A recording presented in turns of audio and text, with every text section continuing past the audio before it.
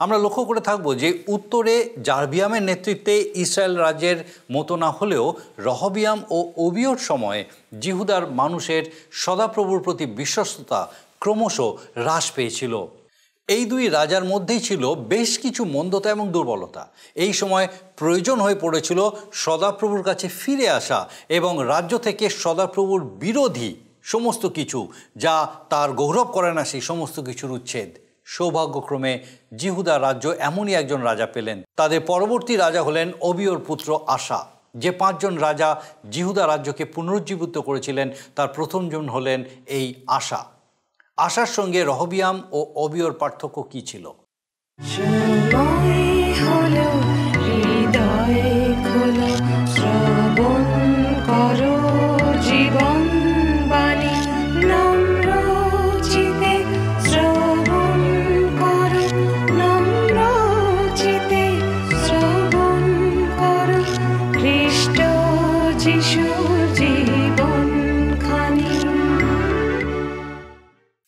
নমস্কার, প্রভু যীশু খ্রিস্টের মধুর নামে জীবনবাণী অনুষ্ঠানে আপনাকে স্বাগত জানাই। আমার বিশ্বাস মহান ঈশ্বরের মহা অনুগ্রহে আপনি সুস্থ আছেন। আর আমি খুব খুশি আজকে আরেকবার আপনি আমাদের সঙ্গে আমাদের এই জীবনবাণী অনুষ্ঠানে উপস্থিত হয়েছেন। আমরা বিগত কয়েকটি পর্বে সলোমন পরবর্তী 2 জন রাজার বিষয়ে অধ্যয়ন করেছি, যারা বিভক্ত রাজ্য অর্থাৎ জিহুদার রাজা ছিলেন। তারা হলেন রহবিয়াম ও অবিয়। আমরা লক্ষ্য করে থাকব যে উত্তরে জারবিয়ামের নেতৃত্বে ইসরায়েল রাজ্যের মতো না হলেও রহবিয়াম ও অবিয়র সময়ে জিহুদার মানুষের সদাপ্রভুর প্রতি বিশ্বস্ততা ক্রমশ হ্রাস পেয়েছিল। এই দুই রাজার মধ্যেই ছিল বেশ কিছু মন্দতা এবং দুর্বলতা। এই সময় প্রয়োজন হয়ে পড়েছিল সদাপ্রভুর কাছে ফিরে আসা এবং রাজ্য থেকে সদাপ্রভুর বিরোধী সমস্ত কিছু, যা তার গৌরব করে না, সেই সমস্ত কিছুর উচ্ছেদ। সৌভাগ্যক্রমে জিহুদা রাজ্য এমনই একজন রাজা পেলেন। তাদের পরবর্তী রাজা হলেন অবিয়র পুত্র আশা। যে 5 জন রাজা জিহুদা রাজ্যকে পুনরুজ্জীবিত করেছিলেন তার প্রথমজন হলেন এই আশা। আশার সঙ্গে রহবিয়াম ও অবিয়র পার্থক্য কি ছিল?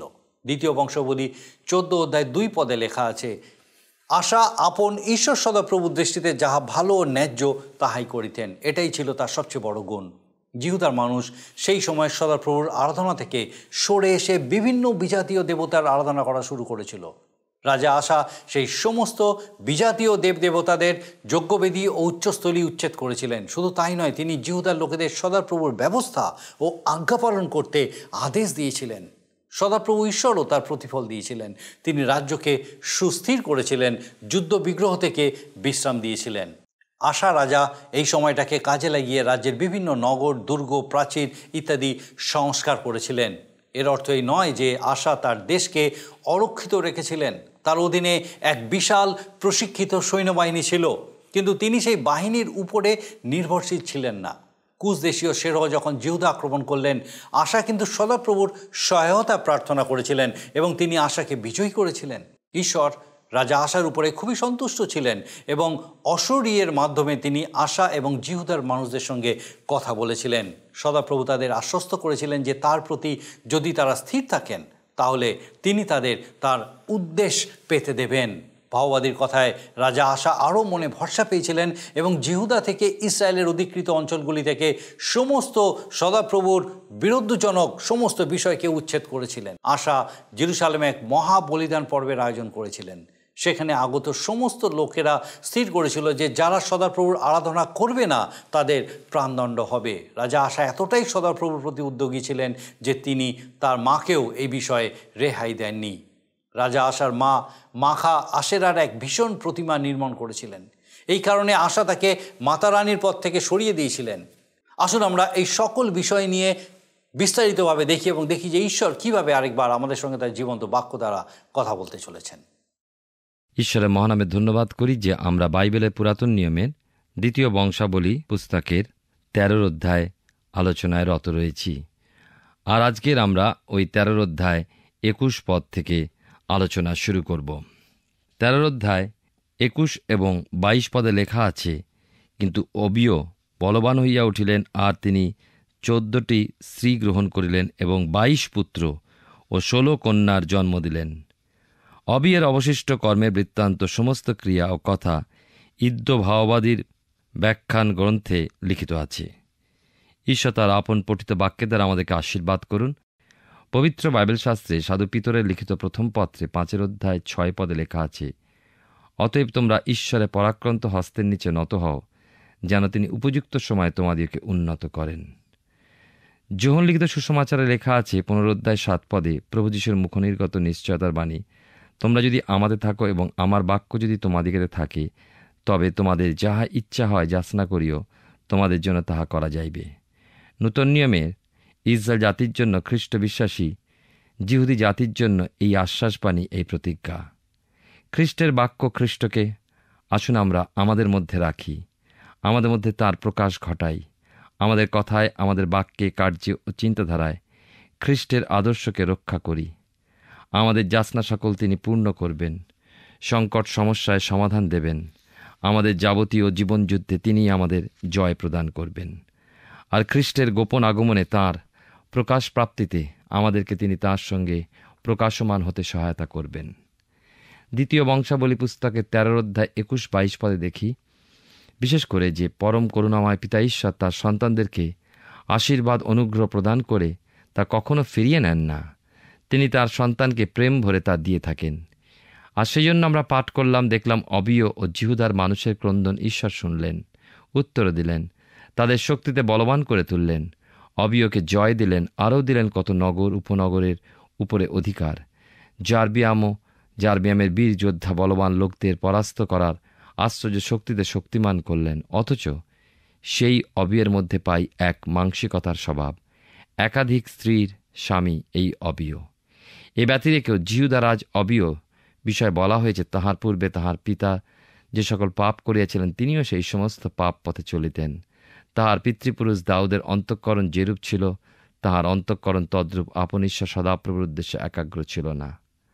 তা সত্ত্বেও যখন আপন ঈশ্বর ও আপন পিতৃপুরুষদের ঈশ্বর সদাপ্রভুর কাছে ক্রন্দন করেছিলেন এবং সেই জীবিত ঈশ্বরের বিশ্বাসে নির্ভর করেছিলেন, তাকে ঈশ্বর বিমুখ করলেন না, বরং বলবান ও জয়ী করেছিলেন। তার সম্পর্কিত বিবরণ বলে মাত্র 3 বৎসর তিনি রাজত্ব করেছিলেন। এরপর নিদ্রাগত হন এবং তারপরে তার পুত্র আশা রাজপদে অভিযুক্ত হন। অপরদিকে জারবিয়ামের বিষয়ে আমরা পাই যে ইসরায়েল রাজ জারবিয়ামের 20 বৎসরে আশা জিহুদার উপরে রাজত্ব শুরু করিতে আরম্ভ করেন। জারবিয়াম সম্পর্কে ঈশ্বর কেমন কিরূপ ছিলেন লক্ষ্য করি।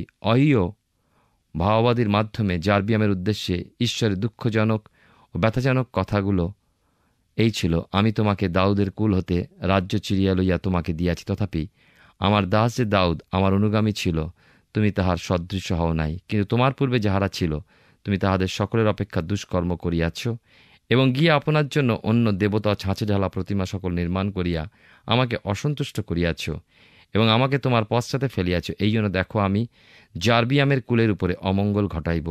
লোকে যেমন ঝাঁটি দিয়া নিঃশেষে মল দূর করে, তদ্রূপ আমি জারবিয়ামের কুলকে একেবারে ঝাঁটি দিয়া ফেলিব। পরে জারবিয়ামের ভার্যা বাটির গোবরাটে আসিয়া বা মাত্র জারবিয়ামের বালকটি মরিয়া গেল। এরপর ঈশ্বরের নিরূপণ অনুযায়ী জারবিয়ামের মৃত্যুর পর যদিও তার পুত্র নাদব তার পদে রাজা হয়েছিলেন, তবু দেখা যায় জিহুদারাজ আশার 3 বৎসরে এই নাদবের ক্রিয়াকর্ম ঈশ্বরের দৃষ্টিতে মন্দ হওয়ায় ইসাখর কুলজাত অহিয়ের পুত্র বাসার দ্বারা নাদব হত হয় এবং সেই স্থানে ইসরায়েলের রাজপদে বাসা অভিষিক্ত হয়। এই বাসা রাজাই রাজপদে অধিকারপ্রাপ্ত হওয়ার সাথে সাথেই জারবিয়ামের কুলের সকলকে আঘাত করেন।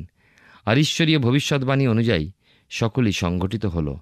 জারবিয়ামের সম্পর্কীয় শ্বাসবিশিষ্ট কেউই অবশিষ্ট রইল না। বাসা সকলকেই সংহার করলেন। মনে রাখবেন, জারবিয়াম উত্তর দিকে রাজা ছিলেন। আমি উত্তরাংশের ঘটনা আপনাদেরকে বলছি, আর দক্ষিণ অংশে ছিল অবিয়। আমরা ভুলে যাব না এটা। উল্লেখযোগ্য বিষয় লক্ষ্য করুন যে ঈশ্বরদত্ত ব্যবস্থা অনুসারে প্রথম 2টি ব্যবস্থার আজ্ঞায় রয়েছে, প্রথমে আমার সাক্ষাতে অথবা আমা ব্যতিরেকে তোমার অন্য দেবতা না থাকুক, আর দ্বিতীয় আজ্ঞাটি, তুমি আপনার নিমিত্তে খোদিত প্রতিমা নির্মাণ করিও না। জারবিয়াম এই 2টি ব্যবস্থা লঙ্ঘন করেছিলেন আর ঈশ্বর কুপিত হয়েছিলেন। শাস্ত্র হতে এর কারণ দেখি। প্রথম রাজাবলী তার 15 অধ্যায় 30 পদে লেখা আছে, কারণ এই জারবিয়াম অনেক পাপ করিয়াছিলেন এবং তদ্বারা ইসরায়েলকে পাপ করাইয়াছিলেন। ফলে এই অসন্তোষজনক কর্ম দ্বারা তিনি ইসরায়েলের ঈশ্বর সদাপ্রভুকে অসন্তুষ্ট করিয়াছিলেন। খ্রিস্টীয় নীতি বড় সূক্ষ্মভাবে খ্রিস্টীয় সন্তানকে যাচাই করে। আপনি যদি হন একজন খ্রিস্টীয় ভাই অথবা বোন, তবে নিজেকে অনুসন্ধান করে দেখুন খ্রিস্টের পরিবর্তে বা খ্রিস্টের অগ্রে আপনার সামনে কি কোনো কিছু রয়েছে যা খ্রিস্টকে ফেলছে পেছনে।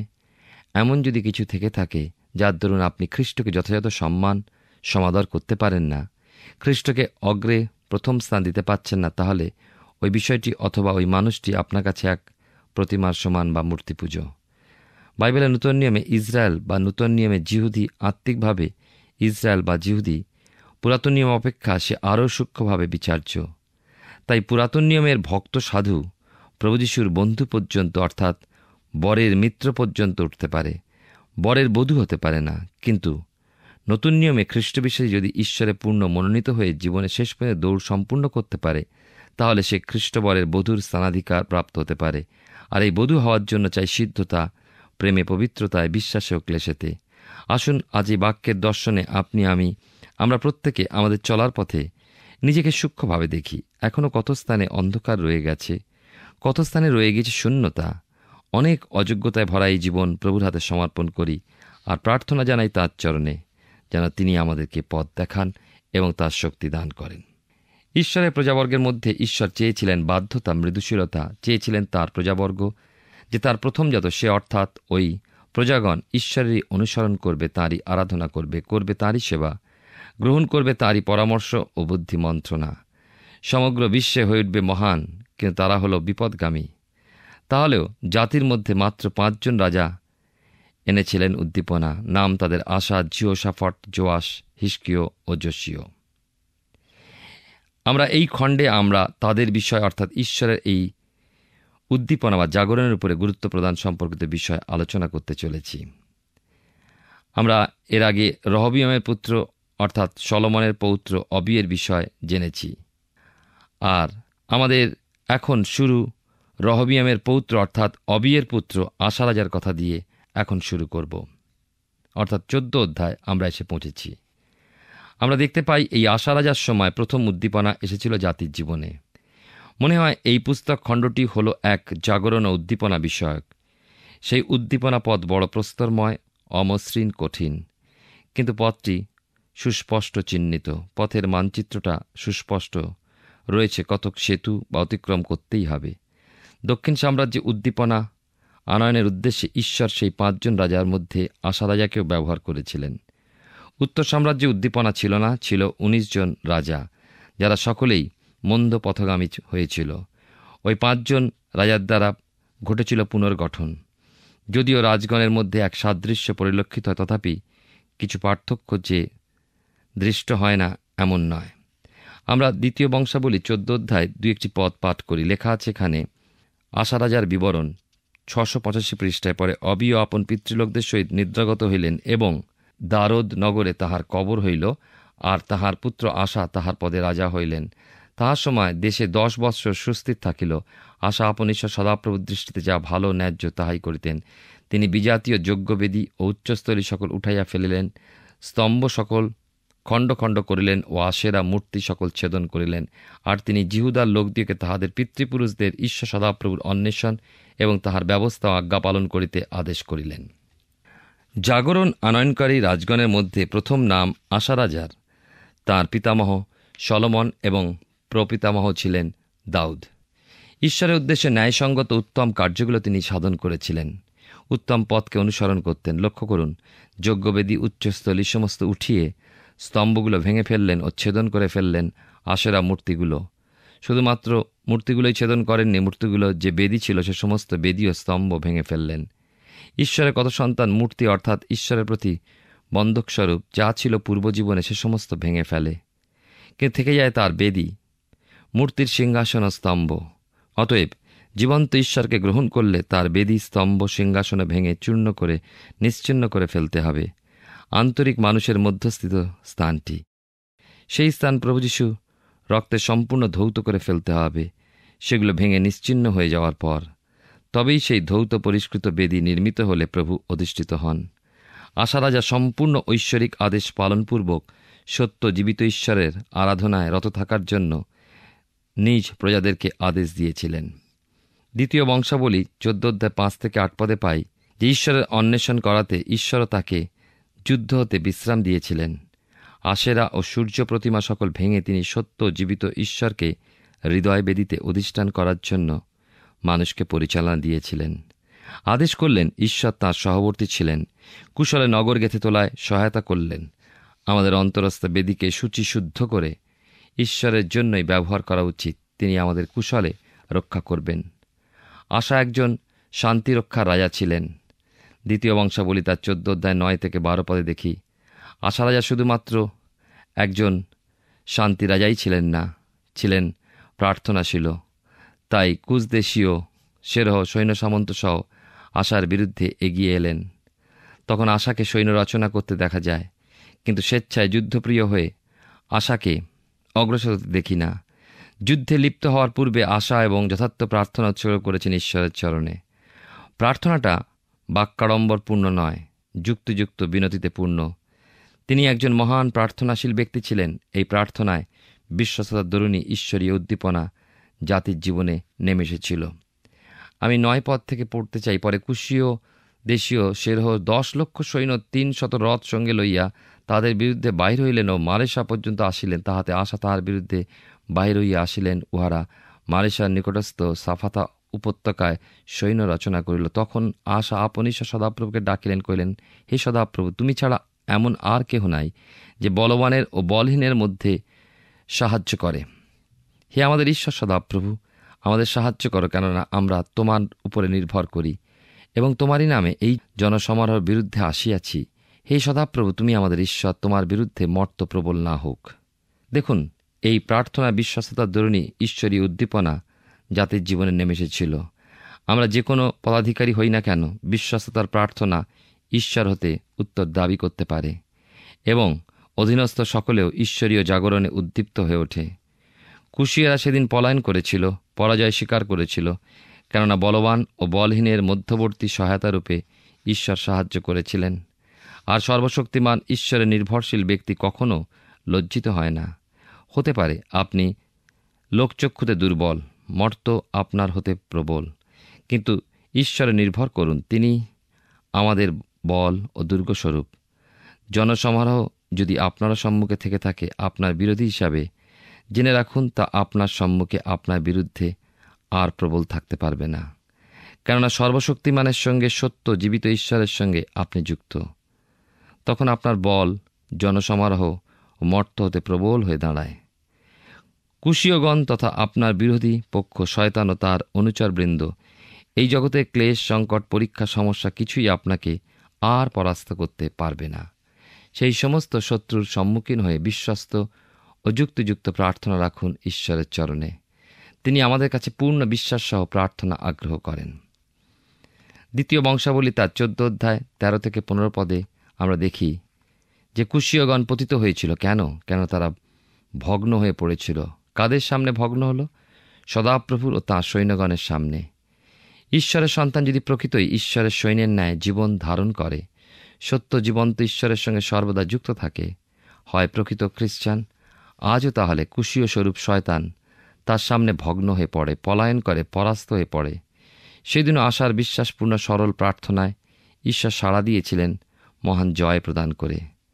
জাতির মধ্যে জাগরণ আনয়নকারী প্রথম রাজার নাম পেলাম আশা রাজার। উদ্দীপনা বা এই জাগরণের পথে 3টে সেতু আমাদের অতিক্রম করতে হয়। এখন আমরা পৌঁছেছি প্রথম সেতুর কাছে, যা হলো ঈশ্বরের বাক্যের জ্ঞান।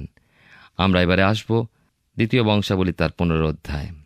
আমরা এখানে দেখব ভবিষ্যৎ বক্তা অশরীয়ের মাধ্যমে উৎসাহ প্রদানের কথা। 15 অধ্যায় লেখা আছে, পরে ঈশ্বরের আত্মা ওদেদের পুত্র অশরীয়ের উপরে আসিলেন, তাহাতে তিনি আশার সহিত সাক্ষাৎ করিতে গেলেন।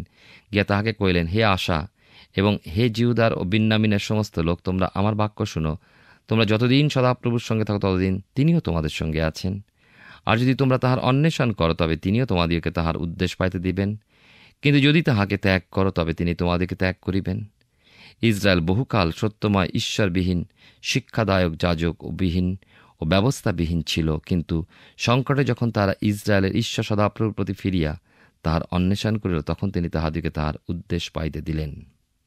আশা রাজা জাতির মধ্যে জাগরণ সঞ্চারিত করলেন, কারণ জাতির জীবনে ঈশ্বরের ব্যবস্থা যথার্থ শিক্ষাদাতা যাজকের অভাব ছিল, ছিল এক ব্যবস্থাবিহীন বিশৃঙ্খলা অবস্থা।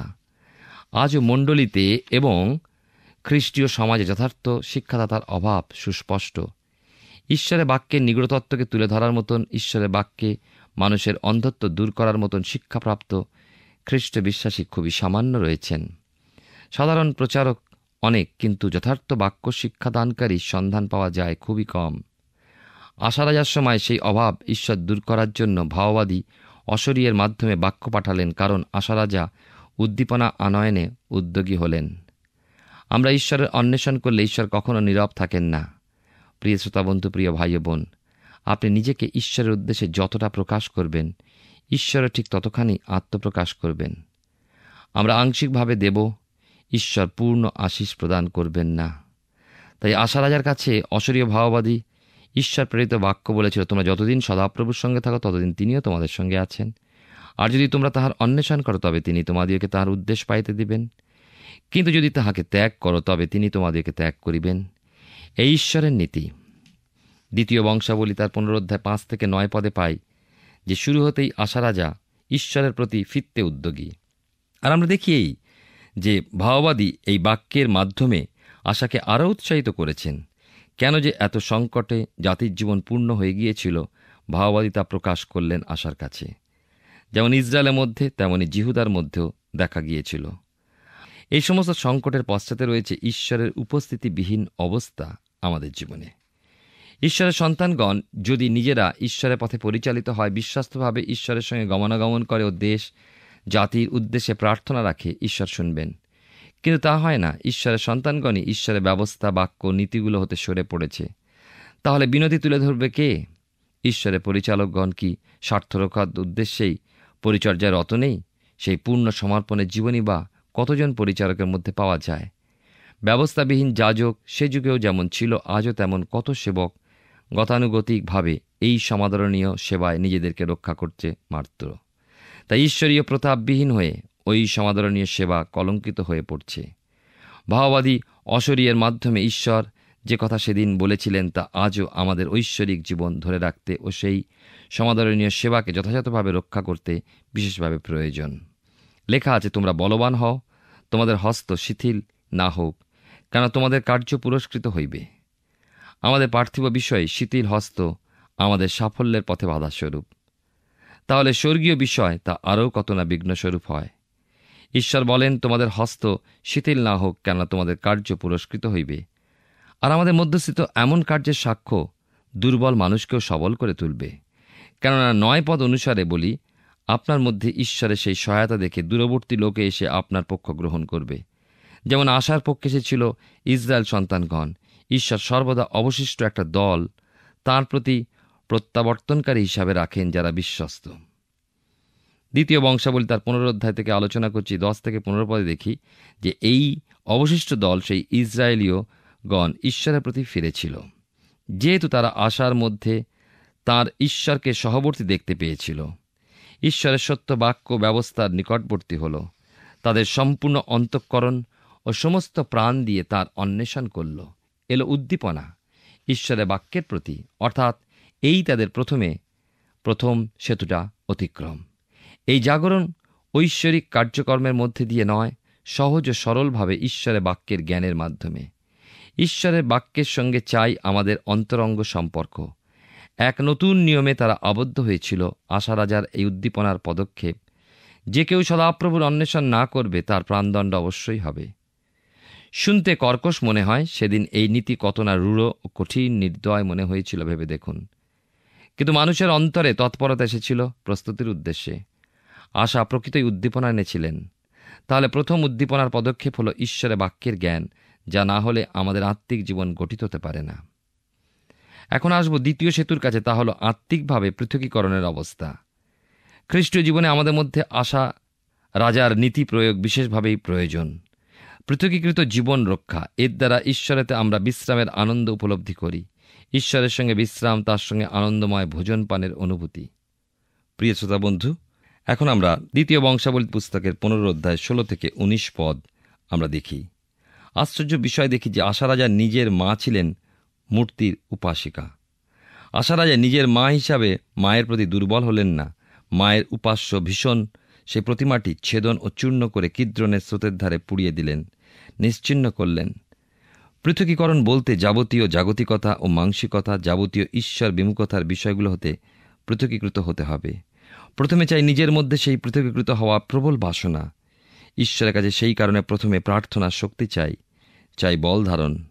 আশা রাজা নিজের গৃহের মধ্যে নিজের মায়ের মূর্তি পূজার স্বভাব দূরীকরণে উদ্যম নিয়েছিলেন। মাতারানীর পদ হতে মাকে চ্যুত করতে তিনি দ্বিধা করলেন না। যাবজ্জীবন তার অন্তঃকরণ ছিল সদাপ্রভুর প্রতি একাগ্র। কিন্তু এক অংশে উচ্চস্থলী ভগ্ন হলেও ইসরায়েলের মধ্যে উচ্চস্থলী রয়ে গিয়েছিল।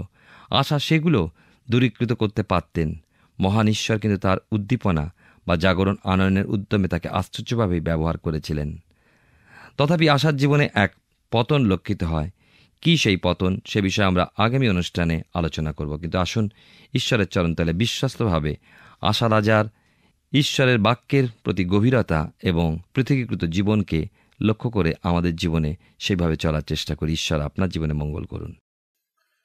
আমরা দ্বিতীয় বংশাবলী পুস্তক থেকে ধারাবাহিকভাবে অধ্যয়ন করছি। আমার বিশ্বাস মহান ঈশ্বর বিশেষভাবে আপনার সঙ্গে কথা বলছেন। সলোমন রাজার মৃত্যুর পর থেকে সমগ্র ইসরায়েল দেশের অবনতি ঘটতে শুরু হয়েছিল। আশা রাজা হওয়ার পরে এই সমস্ত কিছুর পরিবর্তন হতে শুরু করে। সত্য ও জীবিত ঈশ্বরের সেবায় মানুষ ফিরে আসে। ঈশ্বরও তাদের জীবনে শান্তি নিয়ে আসেন। আর এর ফলে আশা দেশের মধ্যে অনেক সংস্কার করতে পেরেছিলেন। রাজা আশার শাসনকালে ৩৫ বছর মানুষ এই রকমই শান্তিতে ছিল। কিন্তু দুঃখের বিষয় হলো এই শান্তি কিন্তু চিরস্থায়ী হলো না। আশা রাজা একটি বিষয়ে ভুল সিদ্ধান্ত নিলেন, আর সেই বিষয়ে এবং আশার পুত্র জিহোশাফাতের বিষয়ে আমরা আমাদের আগামী পর্বে আলোচনা করব। আসুন এখন প্রার্থনায় যাব, আর আমি চাইব আপনি আমার সঙ্গে প্রার্থনায় যোগ দিন। আসুন প্রার্থনা করি। করুণাময় পিতা, ধন্যবাদ দিই প্রভু, তোমার পবিত্র অনুগ্রহ একটি বার আমাদেরকে এই সুন্দর সুযোগ দিয়েছো। তোমার পবিত্র পরাক্রমে তোমার জীবন্ত বাক্যের আরাধনায় পিতাগো আমাদেরকে নিয়ে এসেছো। বিশেষ করে ধন্যবাদ দিই আমাদের প্রত্যেক দর্শক বন্ধুর সঙ্গে আরেকটি বার বিশেষভাবে তুমি কথা বলেছো। প্রার্থনা করি আমাদের সেই প্রত্যেক দর্শক বন্ধু, তাদের পরিবার পরিজন প্রত্যেককে তোমার পবিত্র আত্মার পরাক্রমে উৎসাহিত উজ্জীবিত অনুপ্রাণিত রাখো। বিশেষ করে পিতাগো, যদি কোনো ব্যক্তি বা পরিবার এই সময় কোনো রকম প্রতিকূলতার মধ্যে দিয়ে চলছেন, হয়তো কোনো কঠিন সমস্যার সম্মুখীন, হয়তো বা জীবনে সে বিভিন্ন রকম পিতাগো সমস্যার কারণে খুবই নিরুৎসাহিত, খুবই হতাশার মধ্যে দিয়ে চলছেন, প্রার্থনা করি প্রভু তোমার জীবন্ত প্রত্যাশায় সেই প্রত্যেককে পূর্ণ করো। তোমার পবিত্র উপস্থিতির সহভাগিতায় তাদেরকে পিতাগো তুমি তোমার আনন্দে পূর্ণ করো, এবং সেই সমস্ত প্রতিকূলতা থেকে, সেই মন্দতা থেকে, সেই সমস্ত কঠিন পরিস্থিতি থেকে পিতাগো তুমি তাদেরকে বাইরে বার করে নিয়ে এসে তোমার গৌরব করতে সাহায্য করো। প্রভু তুমি দয়া করো, তাদের সঙ্গে থাকো, সকল ভার নাও। তোমার যিশু নামে ভিক্ষা দয়া করে শ্রবণ গ্রহণ করো। আমেন। ঈশ্বর তার মহা অনুগ্রহে আমাদেরকে এই সুযোগ দেন যেন তার জীবন্ত বাক্য আমাদের জীবনে কাজ করে। আর আমার বিশ্বাস এইভাবে আগামী দিনে আপনি আমাদের সঙ্গে এই জীবনবাণী অনুষ্ঠানে অবশ্যই উপস্থিত থাকবেন, যখন এইভাবে ঈশ্বরের বাক্যে আমরা বৃদ্ধি পেতে থাকব। ঈশ্বর আপনার মঙ্গল করুন। প্রিয় বন্ধু, আশা করি জীবনবাণী অনুষ্ঠানটি আপনার ভালো লেগেছে। আর যদি ভালো লেগে থাকে তাহলে অবশ্যই আমাদের একটি মিসড কল দিন। আপনার দেওয়া মিসড কলটি আমাদের কাছে অতি মূল্যবান। আমরা আনন্দের সাথে জানাই, প্রতিটা মিসড কল দাতাদের মধ্যে থেকে সপ্তাহের শেষে বিশেষ দর্শক বন্ধুকে বেছে নেওয়া হবে এবং সেই দর্শক বন্ধুকে পুরস্কৃত করা হবে ও সপ্তাহের শেষে তার ছবি ও নাম আমাদের অনুষ্ঠানে প্রকাশ করা হবে। গত সপ্তাহের বিজয়ী দর্শক বন্ধুরা হলেন হাওড়া থেকে স্বপ্না দাস ও পূর্ব বর্ধমান থেকে রাইহান শেখ। আমাদের মিসড কল দেবার নম্বরটি হল 04449081 আপনি প্রার্থনা ও আরও অধিক জানতে আগ্রহী হলে আমাদের সঙ্গে অবশ্যই ফোনের মাধ্যমে যোগাযোগ করতে পারেন। আমাদের মোবাইল নাম্বার 9433497235 এবং আরেকটি হল 9433803755। আর আমাদের ঠিকানা টিভি স্ক্রিনে আপনারা দেখে নিন। ধন্যবাদ। ভালো থাকুন, সুস্থ থাকুন।